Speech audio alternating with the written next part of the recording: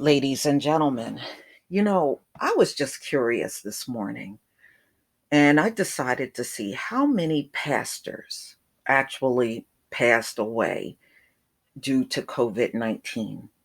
And when I pulled it up, I could not believe how many there were. It blew my mind, you know. And my son said something really profound when we were looking at the slides and going through the stories. And he said, Mom, they're going to get rid of all of the false prophet. He said, these are your false prophets right here. And the Most High is going to wipe them all out for not telling the truth.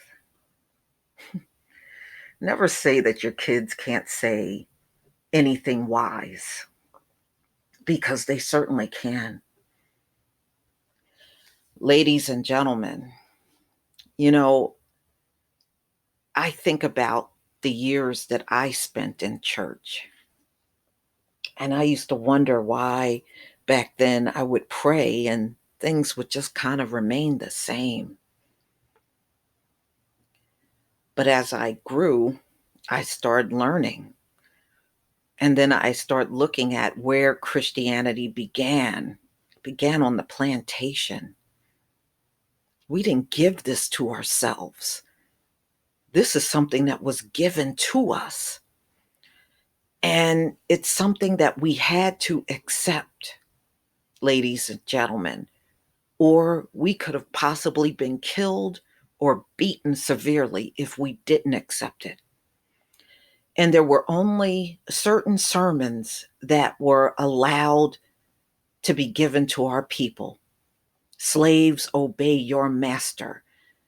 And when you die, that pie in the sky sermon they would give black people. Oh, yeah, it's rough for you here. You may suffer, but it's going to get good for you in heaven. Get out of here with that crap. What do you mean? What kind of damn garbage is that? But this is what we used to get. We used to get the pie in the sky, and oh, it's going to get real good for you when you leave this world. Mm-mm-mm. You know, when we cross over into the kingdom, we can't bring all of these falsehoods with us. This is where it's got to end. You know what I mean? You got to draw the line in the sand and just end this already. I used to look at that picture of white Jesus. And you know how you just look at something and you instantly know something is wrong with what you're looking at? Even as a child, y'all, I can remember looking at that picture and I was like, I never met nobody like that before. And as I started going to school and I started listening to the adults, and I was like, these people don't act like that. They would have this Christ-like description in the Bible, but the people that he looked like don't act nothing like that. They're not Christ-like. America is one of those nations that labels itself as Christians, but there's nothing but a bunch of deviltry going on in the place. So when I look at the faces of all of these ministers, do you realize how long many of these men have been preaching during their times? I was looking at some of them, they were preaching for 50 years, died in their 70s, and still never told their congregations the truth. Never told them who the real Hebrews are. Never taught them anything out of the Bible but what just a set amount of scriptures, and then pass the collection plate and dance and sing. I don't think that's what we were supposed to do with our time. So I'm not surprised that these ministers are wiped out at this point, y'all. I'm not surprised by it at all. I mean, what good did it do our people being in the presence of all of these pastors? I left church as a teenager. My family was really upset with me. They wanted me to continue on, but I wasn't feeling it. I had to leave. Spiritually, I did not feel like I was learning anything. It's like the pastor will stand there and do 2 or 3 scriptures, and then the rest is talking about passing the collection plate, the choir singing, and next thing you know, we have the benediction and everybody's leaving. And it was the same routine every single Sunday.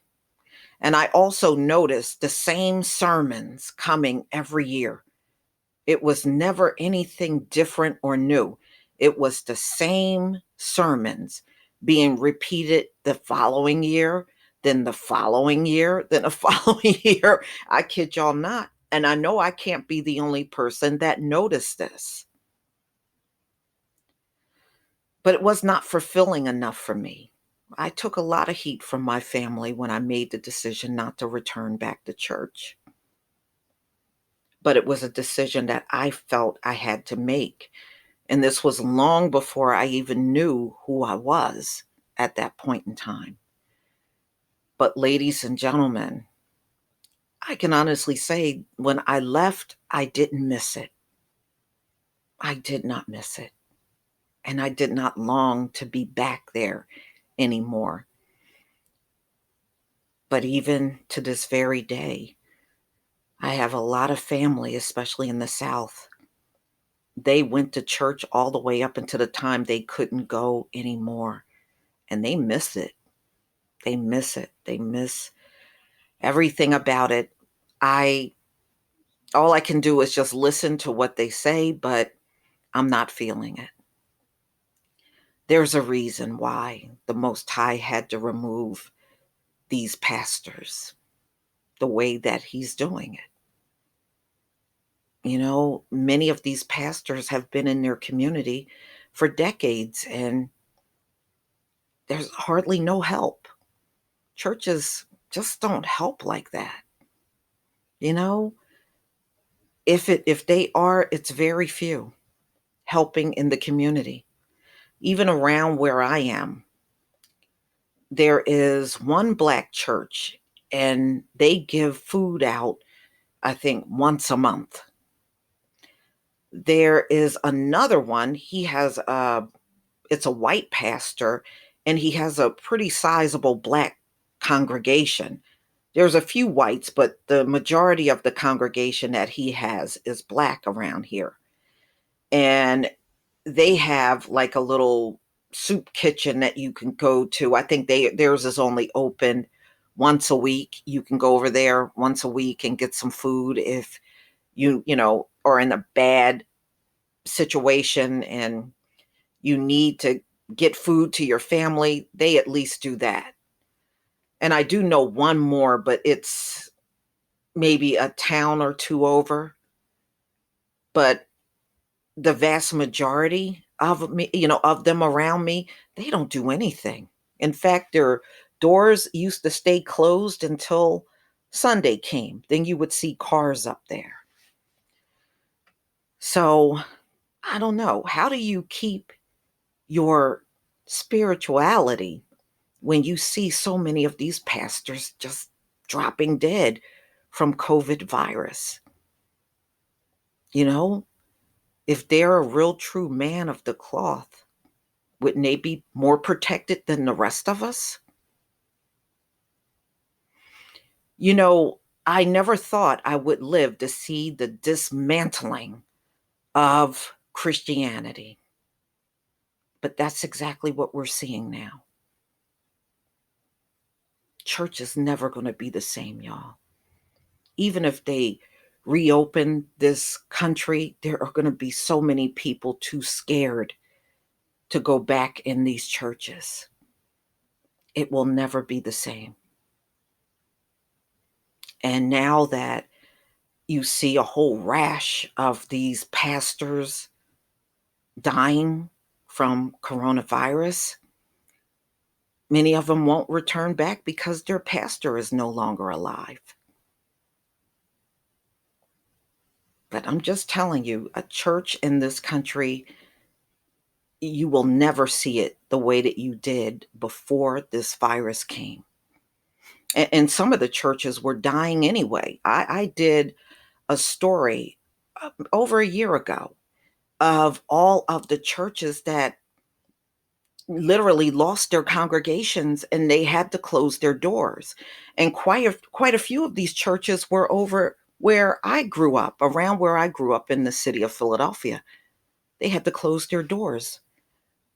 Just church attendance had dropped off so much, it was no reason for them to even keep the church open no more. They couldn't afford to anyway.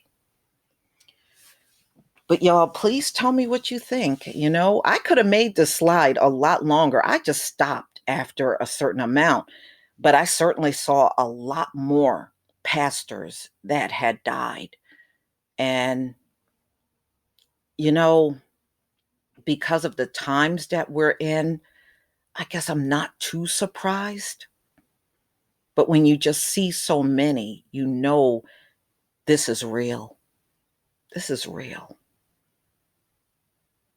And if this was the way that many people believe in, then you wouldn't see so much death and destruction among all of Christianity like you do now. Can you imagine how many have died worldwide? In Italy, all across Europe, all across Asia, all types of imams and pastors, rabbis. How many of them have died worldwide? I bet you it's a lot. But y'all, please tell me what you think.